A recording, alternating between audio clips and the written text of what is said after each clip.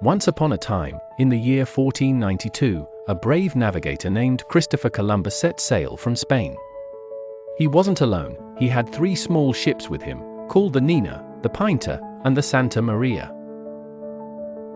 These ships were filled with sailors who were both excited and scared, because they were about to embark on a journey into the unknown. Back in those days, many people thought that the world was flat, and if you sailed too far, you might fall off the edge. But Columbus and his crew knew better. By this time, most educated people understood that the Earth was round. Columbus wasn't setting off to prove this fact, he had a different plan entirely. Columbus had studied maps and charts, and he was convinced that he could find a quicker sea route to Asia.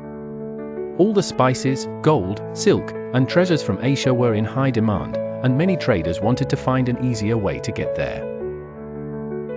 Columbus believed he could sail west to reach Asia faster than anyone else. However, Columbus's navigation skills were not flawless.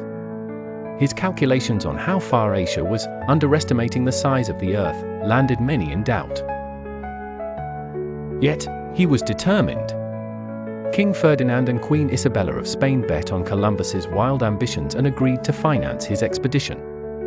The journey started on August 3, 1492. The sailors faced the vast open sea, pursued by the waves that roared like giants. Many of the crew feared they were heading towards an uncertain fate.